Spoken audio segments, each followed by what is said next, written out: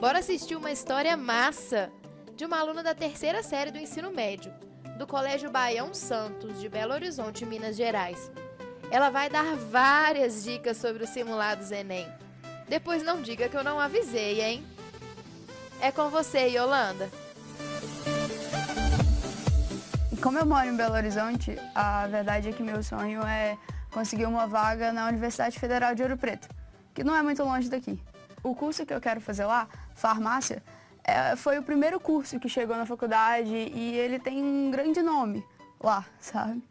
E Ouro Preto é uma cidade linda, que tem um clima muito gostoso e, assim, clima de temperatura e clima dos estudantes, de ser uma cidade histórica, dos turistas e tudo mais.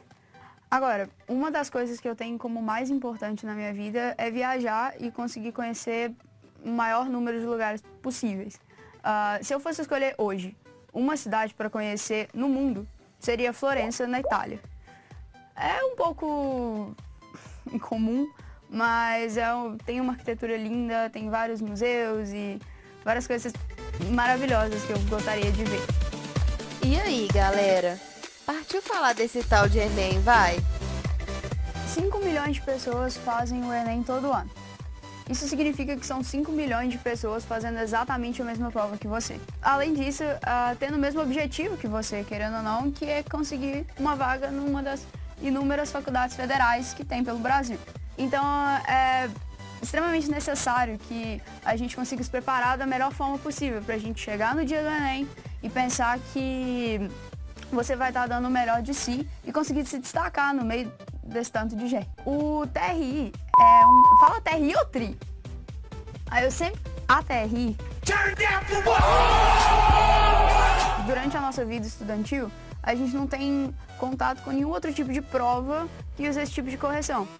Então, quando a gente está nesse processo de se preparar para o Enem, principalmente no terceiro ano, quando a gente tem a oportunidade de fazer um simulado, que além de ser exatamente igual o Enem, né, em questão de tempo, de tipos de questões, ter essa correção vai nos aproximar ainda mais ao que é realmente o Enem. Se torna uma coisa menos apavorante, porque você já teve algumas outras experiências que quase que se assemelham àquele dia.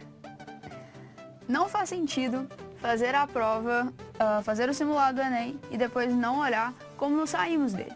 Vamos então agora olhar um pouco dos meus próprios resultados no último simulado que eu fiz. Só a gente entrar aqui no portal do Plural e clicar em Simulados Enem, igual eu tô fazendo agora. A gente pode então dar uma olhada aqui nos nossos resultados da área de linguagens. Bom, como dá pra ver aqui, a primeira coisa que aparece pra gente é como foi o nosso desempenho geral nessa área do conhecimento, comparando com o desempenho geral do resto das pessoas que fizeram, de todos os outros estudantes que fizeram o mesmo simulado que você. Eu acertei 36 das 45 perguntas e meu desempenho foi de 80% e a média do desempenho geral foi 60%, o que significa que eu estou acima da média, o que é ótimo. Descendo aqui para baixo, descendo a página, a gente consegue ver o nosso desempenho dividido por conteúdo e comparado com o desempenho do restante do mundo. Como, por exemplo, aqui a gente tem com o conteúdo de barroco, de literatura, que dá pra ver aqui que o meu desempenho comparado com o resto do mundo foi bem ruim. E o que significa que eu preciso estudar mais para conseguir me equiparar e chegar no mesmo patamar, chegar na mesma média das outras pessoas. Aqui, por exemplo, tem o conteúdo de artes plásticas e visuais, que o meu desempenho também foi menor do que o desempenho do restante do mundo. Só que o restante do mundo também teve dificuldade de fazer, porque só teve um desempenho de 10%, o que significa que muito provavelmente foi uma questão muito difícil. Questões difíceis são questões difíceis, é difícil para todo mundo. Aqui, por exemplo, no 11, eu consigo ver conteúdos que eu fui bem acima da média comparado com o desempenho geral. E, por exemplo, modernismo, tá falando que eu tive um desempenho de 100%, enquanto o resto do mundo teve um desempenho de aproximadamente 50%. Isso significa que o modernismo é um dos conteúdos de linguagens que eu consigo me destacar mais e que eu já estudei bastante e já tenho um certo conhecimento sobre. Significa que eu posso deixar o modernismo um pouco de lado e me focar no que eu mais preciso. Outra coisa Tá.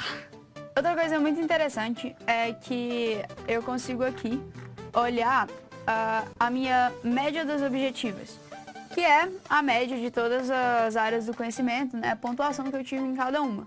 E por que saber essa média é necessário? Porque, como eu disse para vocês, meu sonho é entrar na Universidade Federal de Ouro Preto. Só que eu preciso ter uma ideia de quanto eu preciso tirar no Enem para conseguir entrar no curso que eu quero. Então, uma coisa muito importante é a gente olhar as notas de corte do nosso curso, principalmente as notas de corte do último ano.